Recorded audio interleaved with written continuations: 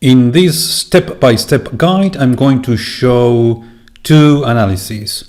One is the Bayesian alternative for one-way ANOVA, and the other one is the Bayesian alternative to a factorial 2x2 ANOVA. Let's start with the first example, a one-way ANOVA. We've got the data. Here we've got 90 participants, and the participants were classified in three groups depending on their preferences for things to watch in TV. So one group, their preference was movies, another one was series, and another one is sports. So the research wanted to know whether there was a difference in the number of hours spent watching TV per week. So this is the dependent variable hours, and the independent variable is the preference. Okay, so let's go to descriptives.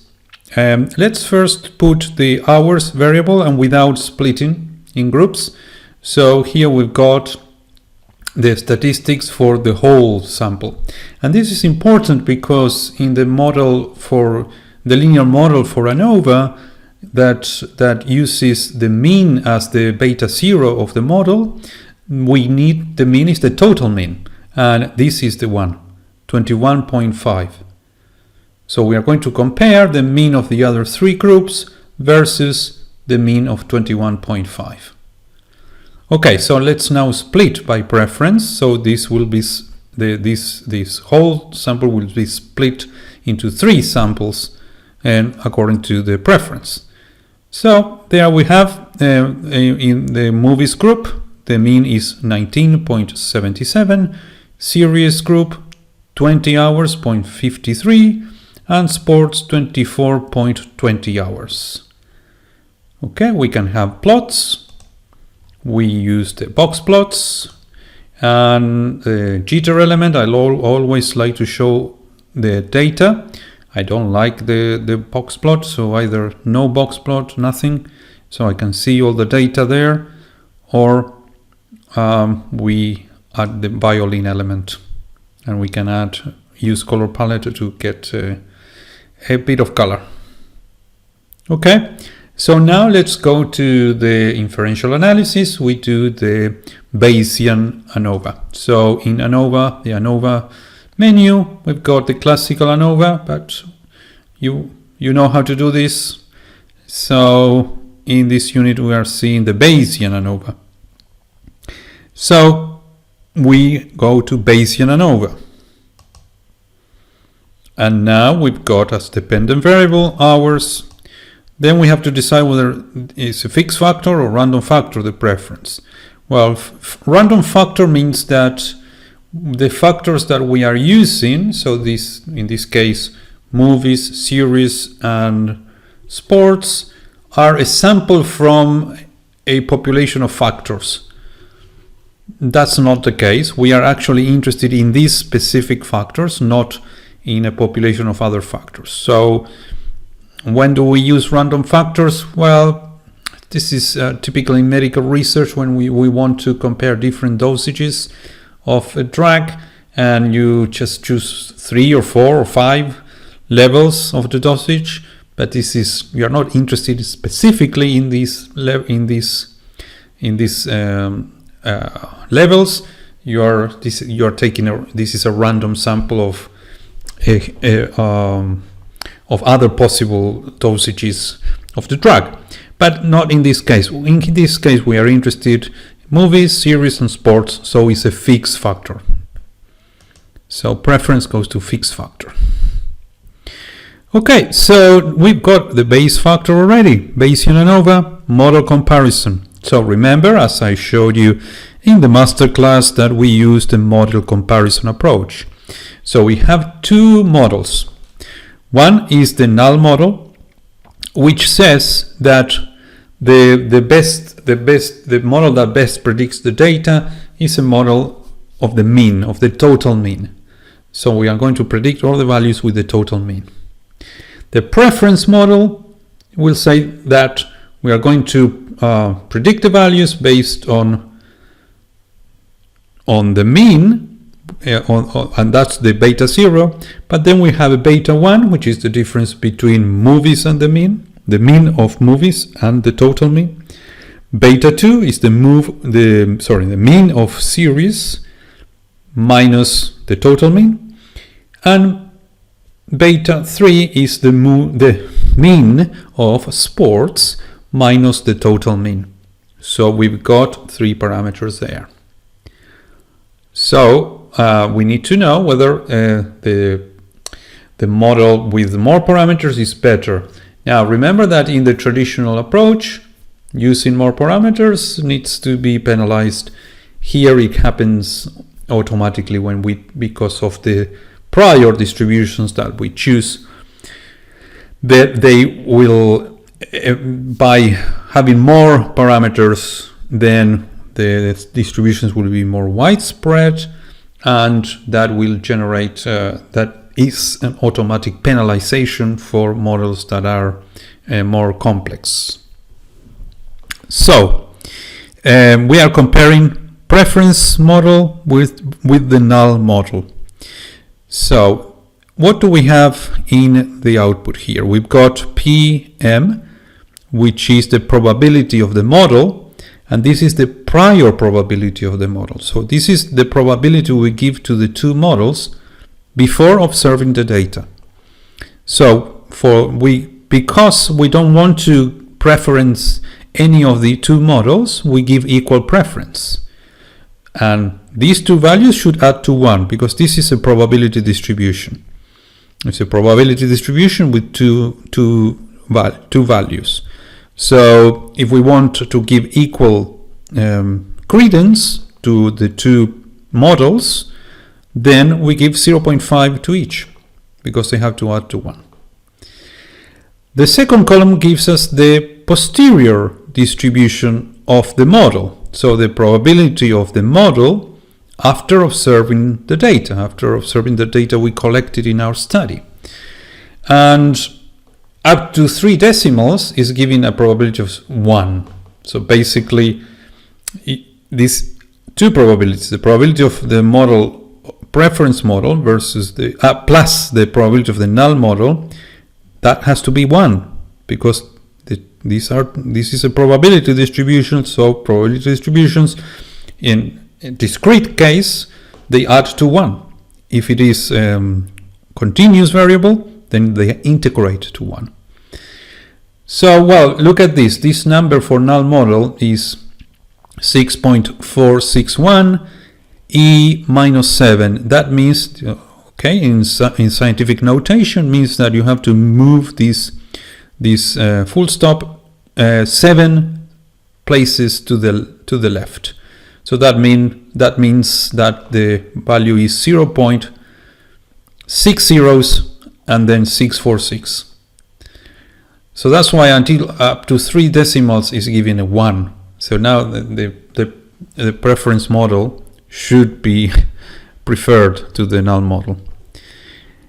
Now the BFM is not very useful at this stage, so I'm going to explain it in the second example when I do the factorial ANOVA. BF10 is the base factor. We could have 2 meanings depending on how we tick this order option. So here is comparing to best model. So it gets to the probability of the model given the data. It considers which of these two models is the best. Obviously the preference is the best model. And then BF10, it is going to compare the probability of the model given the data of this model, preference, over the probability of the model given the data of the best model, which is the same. So it's doing 1 over 1, which is 1. And in this case, it's doing the probability of the model given the data for this model, which is the null, over the probability of the model over the data, which is of the best model, which is the preference, and which is 1. So it's doing this value divided by 1, and it gives the same value. Now, this would change if we take compare to null model. So compare to null model, it will show the comparison that I showed you, but not with the best model. It will compare to the null model. So we've got here now 1 for the null model, because this is the comparison of the model in this row with the null model, which is the same model. So when you compare the probability of the model given the data of something with itself, then it will be 1. And this one compares 1 divided by 6.461e minus 7. And that is 1.548 e plus 6. So e plus 6 means that you move the full stop 6 places to the right. So that base factor is a humongous number. So basically the probability of the data under this model is much, much, much higher than that for the null model. Now, when we go to effects, again, it will be useful, more useful in the case of factorial ANOVA, because there is only one effect here, which is the preference, and is equivalent to the model. So these values are the same as the ones we observed here. In terms of the estimates, that shows us the parameter values, so estimated in this model. So the typical, what we are more interested in is the base factor, but the parameters are also very important. So the intercept in this model, the beta 0, is the mean, because we established that, as I explained in the master class. Instead of using one of the factors as a reference, we use the mean as reference, and then we compare all the other means to the total mean. So it's 21.498 with standard deviation 0.287, and the estimation is using a posterior distribution, and this is the 95% credible interval of that posterior distribution, which has a lower bound of 20.89 and an upper bound of 22.05. Now for beta 1, which is the effect of movies over the total mean, effect beta 2, which is the effect of series over the mean, and beta 3, effects of sports over the mean, we've got these estimations. So minus 1.626 for movies, minus 0.914 for series, and 2.539 for sports. So as you can see, movies and series, the average in those groups is lower than the mean, and for the sports group is higher than the mean. And we've got the standard deviation and the 95% credible interval. You can verify that the sum of these three values is 0, and that's by definition should be the case.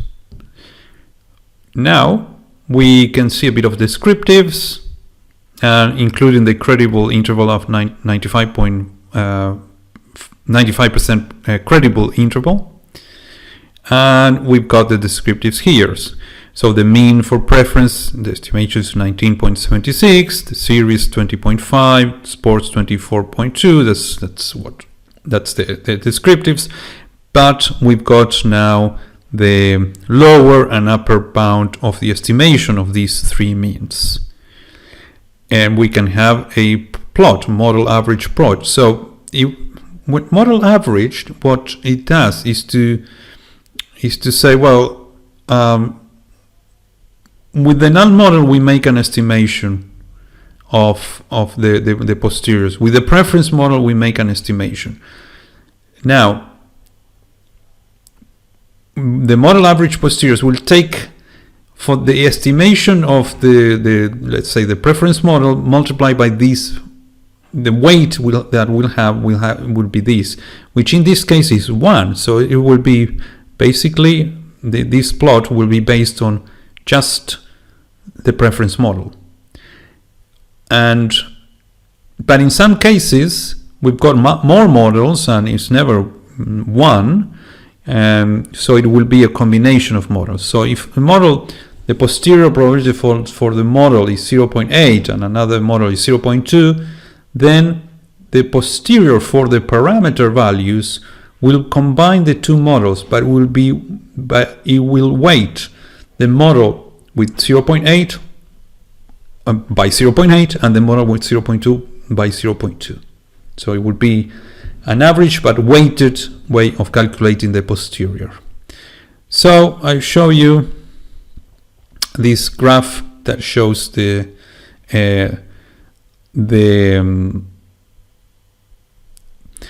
parameter for the posterior distribution for the parameter for each of the three parameters. So beta 0 is always the mean, so it's not much not interesting to see the distribution, but for the others is important. So movies is that distribution in red, and this segment shows the 95% credible interval. Series is also negative with the interval, and sports is positive, and this is the interval. Now, the one that to me is controversial, so is the post hoc tests. To me, the analysis finishes there, but people like to do things that are done in the traditional method, and using the Bayesian way of doing it. So what do we do in the traditional ANOVA? Well, after you determine that one of the means at least is different than the others, then you want to compare pairwise. You need to compare. We want to compare the means to see which one is different than the others. And so here the JASP allows you to do that. So if you go to post hoc test and you put preference and you put it on this box, and it will come up with this analysis. So to me, if I want to do pairwise comparisons, I just do a Bayesian t-test. Now here, if you read the note, it does a correction for multiple comparisons, and to me this is I disagree with that. I understand why they do it, but I disagree with that idea, because we are not making decisions. In Bayesian statistics, we just show what's the evidence, and we quantify the evidence in favor and against the models that we propose. So we don't have to make a decision, and if we don't make a decision, we don't have to adjust for making multiple comparisons. The explanation they give is a bit more complex. It's not a so simplistic as I'm presenting here, but yeah, I would do a Bayesian t-test without these corrections. But I want to show you this idea of prior odds and posterior odds. For each comparison, so here it compares movies to series, then movies to sports, and then series to sports. So there is a prior odds. The prior odds is is the probability of the alternative hypothesis divided by the probability of the null hypothesis. What hypothesis are we talking about? The alternative hypothesis is that these two means are different, and the null hypothesis is that the means are the same, or they are zero. So typically the prior odds are 1, because we give the same credence to the two models, the model of the alternative and the model of the null. But in this case, the idea of correcting for multiple comparisons is to give more credence to the null hypothesis. And so that's the way they implement the correction. So then the prior odds, the alternative hypothesis starts with the disadvantage. So after observing the data is the posterior odds. The posterior odds is after observing the data, what's the probability of the alternative hypothesis divided by the probability of the null hypothesis. And that is 0.255. So that means that the null hypothesis is favored. And then the posterior odds for the comparison sports and movies, that's huge, a huge number. So 487,337. So that means that this value is calculated by obtaining the probability of the alternative hypothesis divided by the probability of the null hypothesis, and in comparison sports and movies, and that's huge. So that means that the alternative hypothesis it's supported. And the here prior odds and posterior odds, the posterior odds are 2,742, which means again that not as big number as that one, but still very, very clearly shows that the alternative hypothesis after observing the data is much more probable than the null hypothesis. So in the comparison sports and series and sports and movies, the alternative hypothesis is favored. But in the comparison series and movies, the null hypothesis is favored. In Bayes factor will calculate the posterior odds over the prior odds in each case. So if you do 0.255 over 0.587, that's 0.435. And similar to for these cases, so the Bayes factor shows that what I already said, that the comparison sports versus movies favor the alternative hypothesis, so there is a difference, and the same sports versus series.